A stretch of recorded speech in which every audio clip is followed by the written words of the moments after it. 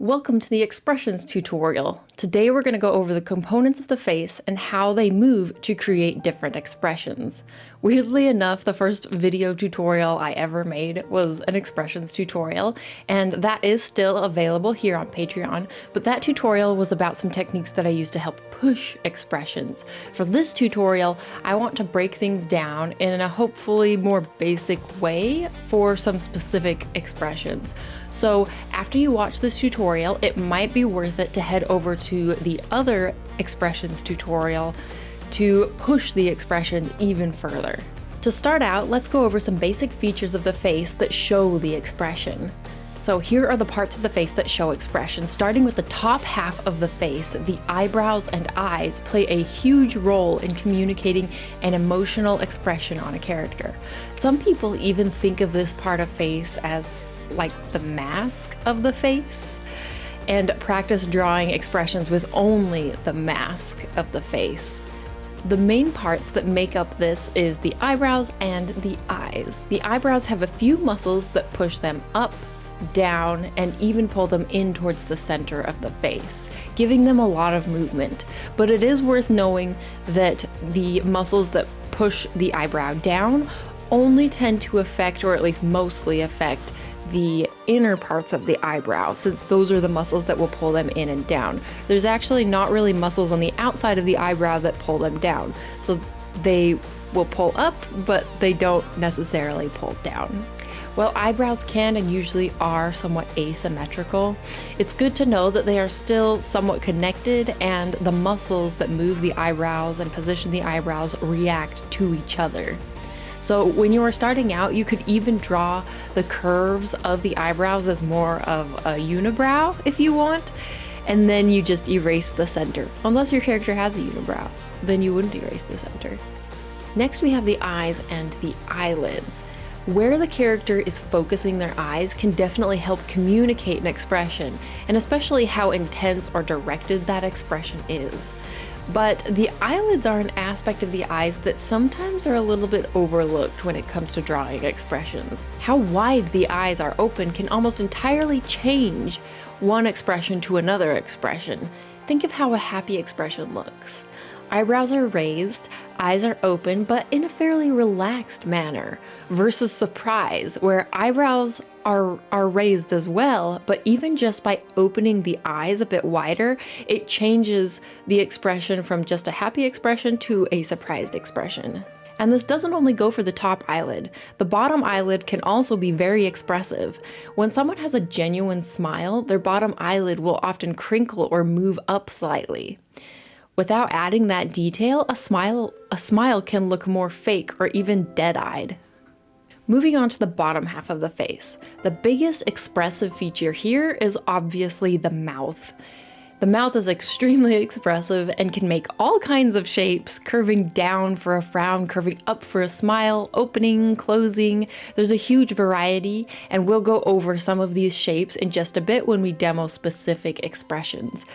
But what I want to emphasize here is that the mouth also has a big effect on other features of the face, like the chin, the jaw, and even the nose. If the mouth is open, the chin and jaw are of course going to move down slightly. We don't want a vanishing chin because we forget to move the chin down when the mouth opens. And there are some expressions that affect the muscles around the nose that can make it crinkle up slightly. Imagine a snarl.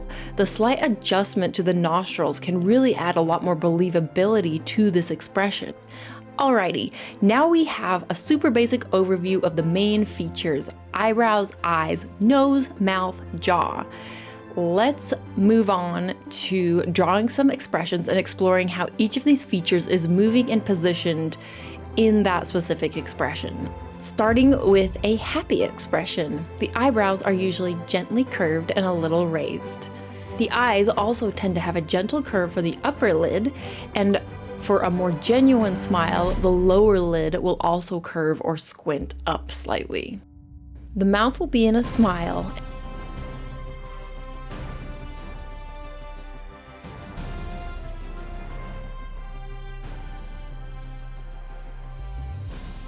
Now remember, the smile does affect other parts of the face. So the nostrils may be pushed up slightly from that smile, and the character might even have some dimples or even a slight smile line depending on how detailed your style is and the age of the character. Sometimes it's good to take note that smiles and facial expressions, but especially smiles, affect the cheeks, and the cheeks will be pushing upwards. And those cheeks pushing upwards also push at that lower eyelid. So the lower eyelid is squinting and the cheek is pushing it in a smile because the cheek is being pushed up by the muscles around the mouth. And for these expressions, I want to give you guys an example from the straight on perspective because, it's an easy overview, but I'm also going to do this little demo in like a 3/4 angle so that we can see that these same principles apply even if the character's face is at different angles. So I encourage you guys to try doing these expressions at a variety of angles. Maybe you start out with the straight on, but then you can try also drawing the expression in a quarter view angle.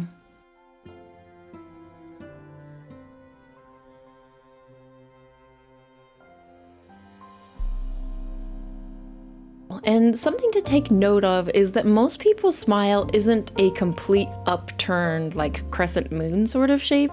While the lower lip is often that crescent shape, many people do have a slightly downturned part of their smile in the upper lip. Often, when I like to draw smiles, I will draw a crescent for the lower lip and a slightly downturn for the upper lip. It does, of course, depend on the person, and everyone's smile is unique. And don't forget, since this smile is an open-mouthed smile, the chin is affected, so the jaw is going to move a little bit lower. Now moving on to surprise. I like comparing surprise to happiness because it doesn't really take too much change to change the expression of happiness to read as surprise. Starting from top to bottom again, in surprise, the eyebrows are going to be very arched and raised. These muscles above the eyebrows that pull up the forehead, that's what's raising the eyebrows, and they might even be so raised that there could be an indication of a horizontal line across the brow, depending on how old your character is and also how detailed your style is. There could even be multiple lines across the brow. The eyes will be very wide, so the top lid is highly arched and the bottom lid is arched in the opposite direction, almost making the eyes much more of like a circular shape, not as much of the pinched eye shape. Basically opening the eyes so that you can see the eye whites all the way around the iris. In human expressions, this is very apparent. It's easy to see the eye whites, but something to think about in, for example, animal expressions. So animal eyes, you usually don't see much of the eye white on a normal basis, but if the animal is surprised or afraid, then their eyes will open wide enough that you can see that eye white. And that's how you know like an animal is freaked out. But it is something to note because it's somewhat similar to humans. It's just that for us, you're gonna see a lot more of that eye white with the surprised expression. Typical surprised mouth is an open like O shape. The open mouth really elongates the face. You can think about like squash and stretch, and when it comes to surprised expressions, the face is a lot more stretched out in the vertical sense. It's almost like you're taking someone's face and stretching it out vertically. We even have sayings to describe surprise, like his or her jaw hit the floor, and that comes from the mouth like hanging open or creating that surprised O shape. For this mouth shape, the top lip and the lower lip are both going to be arched in opposite directions again, creating that O shape.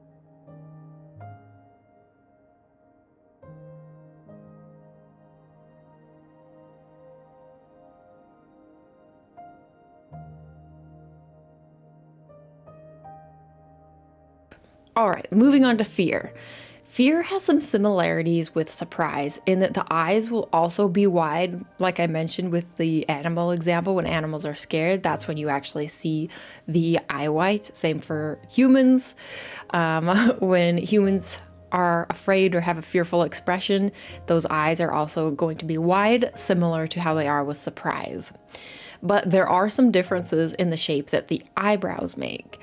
For fear, instead of a really high arch, the eyebrows will be a bit lower and they will tilt a little bit more up in the inner brow and down in the outer brow. I guess it's technically not down because, like I said, if you remember, the muscles of the eyebrows don't push the outer part of the eyebrow down, but it's the contrast of the inner part of the eyebrow pushing up and in versus the outer part of the eyebrow not technically moving, but because we have that contrast of the inner part pushing up, it kind of makes it look like the outer part might be pushing down a little bit, even though technically it's kind of just in its normal resting position. However, in artwork, you can exaggerate it and you can push that outer part down if it helps the expression read better. So that's also good to know. While we have anatomically correct, you could also, this is art, you know, you are the god of your creation here, and you can exaggerate those expressions even if technically there's not a muscle that pushes the outer part of the eyebrow down. So I thought I would at least mention that. So for the inner part of the eyebrows, when they push up, they may also pull towards the center of the forehead slightly to create that little bit of a center wrinkle that can happen between your eyebrows. Now for the lower part of the face. The mouth of a fearful expression has more of a downward tilt, where surprise creates that O shape. Fear will also have kind of that downward arch or tilt that the upper lip creates, but the lower lip is going to be different. It may also be tilted a little bit more down, or it will be a little bit more straight across in its shape, creating more of like a frown sort of expression. Not a complete frown, but you know, a fearful expression, but it's closer to a frown than a smile, that's for sure. Or a cringe mouth, depending on if the teeth are together or not.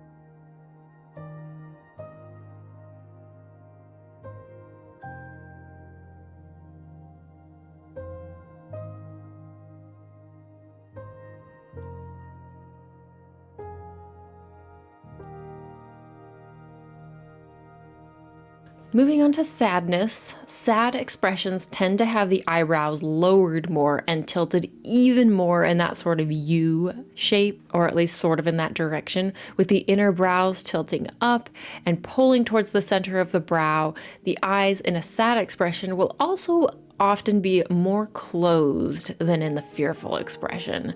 The upper eyelids may especially close a bit more, but I imagine if someone is in a lot of sadness, both eyelids might squint more against tears. The mouth will obviously be tilted down in a frown in a sad expression, and the lower lip may even jut out slightly in, sort of a pout.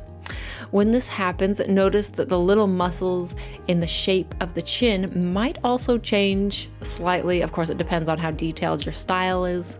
You may try and include that slight shift in the shape, although simplified styles don't really have to, but it's a good thing to practice in the mirror and kind of notice what subtle shifts happen in your face as you make different expressions, not just paying attention to the main features. Of course, pay attention to the main features like the eyes, eyebrows, nose, or mouth, but also notice like when I make my lip jutting out in a pout, my chin changes.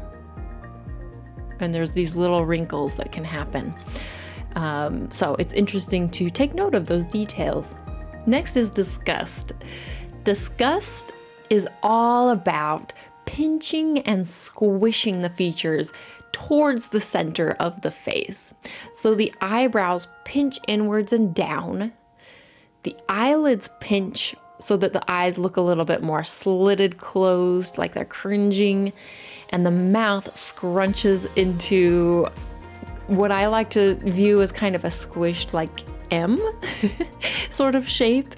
And you can do this as a closed mouth or an open mouth. I'm going to do an open mouth here because I feel like it really sells the expression, but you notice how the lips kind of make that little M sort of shape. Also, something to take note of is that expressions, you know, all of our faces are asymmetrical. So pushing your expressions a little bit more on one side versus the other side can really help sell the believability of the expression. And also it can help just make it more interesting. So if there's like a disgusted expression like here, even though the mouth is making that general like kind of squished M sort of shape in the upper lip, I'm going to push one of the lip curls a little bit more than the other lip curl to make it interesting and asymmetrical. And then even the nose scrunches with this, pushing the nostrils upwards and possibly even adding slight wrinkles to the nose.